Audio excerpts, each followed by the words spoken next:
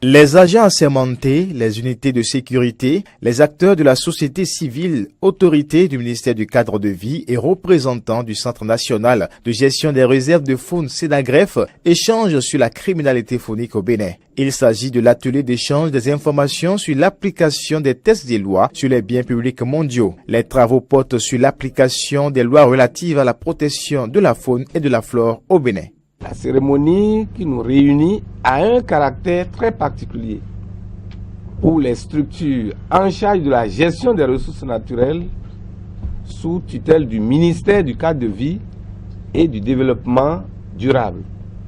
En effet, elle vient renforcer les actions déjà engagées avec la coopération néerlandaise et tous les autres partenaires techniques et financiers qui soutiennent depuis les années 60 les actions de préservation des ressources naturelles dans notre pays.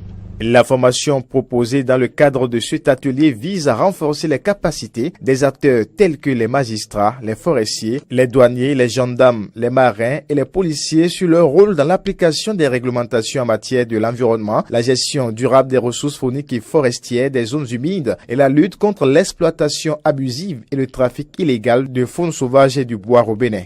Sans les magistrats, sans la justice, nous ne pouvons rien réussir à faire. Et pour dissuader, pour amener les populations à mieux préserver les ressources et même les autorités à jouer pleinement leur rôle, c'est qu'on ne peut pas mettre la justice de côté.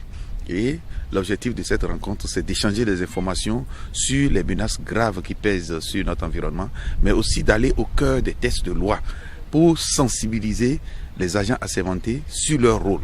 Les échanges nous permettent non seulement de leur faire connaître à ce corps-là la loi ou les textes juridiques et réglementaires spécifiques en la matière, parce qu'ils ne sont pas toujours outillés pour cela. Donc c'est pour cela que ces genres d'exercices permettent à chaque acteur de prendre connaissance de l'existant, et les échanges que nous avons commencé par faire là permettent de savoir apprécier la situation.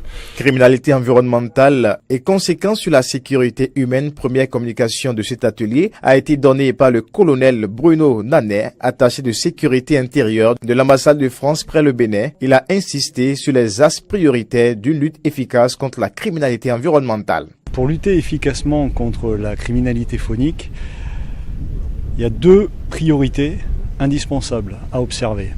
Un, une volonté gouvernementale, et donc des forces de l'ordre qui mettent en application les orientations du gouvernement, et deux, une acceptation par la population qui doit être informée sur les avantages de protéger les espèces. Rôle des parties prenantes dans l'application des lois environnementales et procédures judiciaires, aperçus sur les cadres législatifs et réglementaires de la gestion des biens publics mondiaux et leur application au Bénin, corruption dans les procédures de l'application des lois environnementales sont entre autres des thèmes abordés au cours de cet atelier. Il regroupe au total plus de 40 participants, des structures impliquées dans la préservation des ressources naturelles.